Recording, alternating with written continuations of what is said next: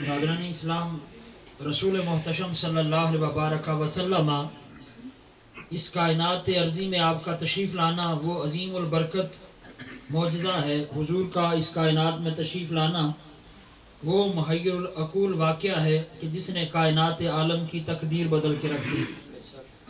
اگر آج کائنات میں اجالے ہیں تو یہ صدقہ ہے میلاد والے نبی کا۔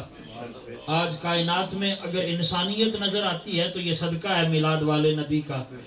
سرکار دو عالم صلی اللہ علیہ وسلم ہم میں تشریف نہ لاتے تو خدا شناسی تو دور کی بات ہے، خود شناسی ہی ہمیں نصیب نہ ہوتی۔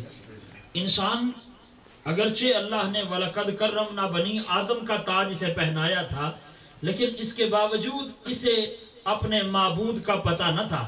کبھی یہ پتھروں کے آگے ماتھا ٹیکتا نظر آتا ہے، کبھی درختوں کے آگے سر کو جھکاتا نظر آتا ہے، کہیں مٹی کے مادوں کے سامنے جو ہے وہ ماتھا رگڑ رہا ہے، کہیں درختوں کے سامنے سر کو جھکا رہا ہے، کبھی سورج کی پوجا کر رہا ہے تو کہیں چاند کو سلامیاں کر رہا ہے۔ یہ میلاد والے نبی کا صدقہ ہے۔ اس پاک نبی نے ہمیں آ کے بتایا ہے کہ تمہارا رب کون ہے، تمہارے رب کے اوصاف کیا ہیں۔ سرکار دو عالم صلی اللہ علیہ وسلم کے صحابی حاضر ہوئے اور عرض کرنے لگے، یا رسول اللہ، میں زمانے جاہلیت کی باتیں یاد کرتا ہوں تو ایک بات جب مجھے یاد آتی ہے تو میری ہنسی نہیں تھمتی ہے، اور ایک بات ایسی ہے جب مجھے یاد آتی ہے تو پھر میرے آنسو نہیں تھمتے ہیں۔ اللہ کے رسول نے پوچھا وہ کون کون سی باتیں ہیں؟ وہ عرض کرنے لگے، اے اللہ کے رسول، میں سفر پر جانے لگا، میں جب سامان سفر کو اکٹھا کر رہا تھا میرا دل چاہا کہ میں اپنے معبود کو، جس مورتی کو میں پوجتا ہوں، اسے بھی ساتھ لے جاؤں، لیکن جب سامان اکٹھا کر رہا تھا تو مورتی جو پتھر کی تھی، بوجھ بھی زیادہ تھا، تو میں نے یوں کیا کہ اس کو تو نہیں لے جا سکتا تھا، میں نے آٹے کو اٹھایا اور آٹے کی ایک مورتی بنانا شروع کر دی۔ جب آٹے کی میں مورتی بنا چکا تو پھر میں نے اسے دھوپ میں رکھ کے سکھا لیا۔ جب وہ سوکھ گئی تو میں نے پھر اسے اپنے سامان میں رکھ لیا۔ رستے میں جاتے ہوئے میں اس کی پوجا پاٹ بھی کرتا رہا۔ جب سفر کرتے کرتے کچھ دن زیادہ لگ گئے اور سفر میں میرا سارا جو ہے وہ سامان تھا وہ ختم ہو چکا، کھانے پینے کی چیزیں میرے پاس ختم ہو چکی۔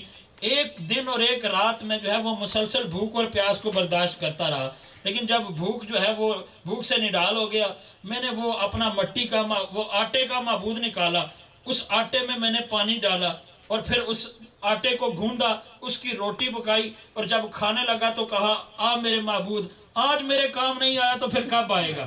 حضور جب بھی مجھے یہ بات یاد آتی ہے تو میری ہنسی نہیں تھمتی ہے کہ مٹی کا وہ آٹے کا وہ مادو جو اپنے آپ کو نہیں مجھ سے بچا سکا، جو اپنی تشخص کو اور اپنی شخصیت کو نہیں بچا سکا، میں اس کو پوجتا رہا۔ کتنا میں نالائق تھا کہ ایک ایسی چیز کو پوجتا رہا کہ جو اپنے آپ کو مجھ کو بچا نہیں سکی۔ کل تک میں جسے پوجتا رہا، دوسرے دن وہ میرے دانتوں کے نیچے تھا۔ تو میں جب بھی حضور یہ یاد کرتا ہوں تو میری ہنسی نہیں تھمتی ہے۔ میرے حضور نے فرمایا دوسری کون سی بات ہے؟ عرض کرنے لگا، حضور دوسری وہ بات ہے جب یاد آتی ہے تو آنسو نہیں تھمتے ہیں۔ حضور وہ بات یہ ہے کہ میں اسی طرح پھر ایک دفعہ سفر پہ جا رہا تھا، میری اہلیہ امید سے تھیں، میں نے انہیں کہا کہ اگر بیٹا پیدا ہو تو زندہ رکھنا، اگر بیٹی ہو تو اسے جو ہے وہ مار دینا۔ لیکن جب سفر کرتے کرتے کئی سال گزر گئے، کئی سالوں بعد جب میں دوبارہ اپنے گھر لوٹا تو کیا دیکھا، میرے آنگن میں ایک بچی کھیل رہی ہے، میرے آنگن میں ایک بچی کھیل رہی ہے۔ جب اس نے مجھے دیکھا تو یا ابتا کہتی ہوئی میری ٹانگوں سے لپٹ گئی۔ جب میری ٹانگوں سے لپٹ گئی میں نے اپنی اہلیہ سے پوچھا یہ بچی کس کی ہے؟ اس نے کہا یہ بچی وہی ہے کہ جب میں امید سے تھی تو آپ نے کہا تھا کہ اگر بیٹی ہوئی تو مار دینا، لیکن میں ماں تھی، میں اسے کیسے مار دیتی؟ تو میں نے اسے آداب سکھائے ہیں، یہ آپ کی عزت کرے گی، آپ کی خدمت کرے گی۔ میرے حضور وہ بچی اپنی اداؤں سے میرے دل کو لبھاتی، وہ میری گود میں کھیلتی، لیکن میں کتنا سخت دل تھا کہ میں اپنے معاشرے اور اپنے قبیلے کے رواج سے مجبور تھا کہ میں نے اسے مارنے کا ارادہ کر لیا۔ حضور میں اسے اپنے گھر سے لے کے گیا، میں نے گڑھا کھودا، اور جب میں گڑھے کو کھود رہا تھا، مٹی نکال رہا تھا، جب بھی ہوا چلتی مٹی میرے چہرے پہ پڑتی اور وہ بچی اپنے معصوم ننھے ہاتھوں سے وہ گرد دور کرتی اور کہتی، بابا یہ مشقت کیوں اٹھاتے ہو؟ بابا یہ تکلیف کیوں اٹھاتے ہو؟ میرے حضور الحمدللہ یہدیکم اللہ یصلح بالکم، میرے حضور جب بھی وہ مٹی اڑتی میں اس بچی کو وہ بار بار کہتی بابا یہ تکلیف کیوں اٹھاتے ہو، تو میں بار بار اس کو جھٹک دیتا. جب میں گڑا تیار کر چکا حضور میں نے اسے گڑے میں پھینک دیا. جتنی دیر میں اس پر مٹی ڈالتا رہا وہ بار بار کہتی رہی میرے بابا میرا قصور کیا تھا، میرے بابا میری غلطی تو بتائیے، میرے بابا میرا قصور تو بتائیے. حضور میں پھر بھی مٹی ڈالتا رہا. آج بھی جب مجھے یہ بات یاد آتی ہے، آج بھی جب مجھے اس کا رونا یاد آتا ہے، آج بھی جب اس کا سوال یاد آتا ہے، حضور میری آنکھوں سے آنسو نہیں تھمتے ہیں کہ میں کتنا سنگ دل تھا کہ اپنی اولاد کو اپنے ہاتھوں سے قتل کیا. اور اللہ کے رسول صلی اللہ علیہ وسلم آپ نے اس معاشرے میں کہا تھا فاطمہ تو بدعۃ منی، عائشہ لوگوں سن لو میری جو فاطمہ ہے یہ میرے جگر کا ٹکڑا ہے.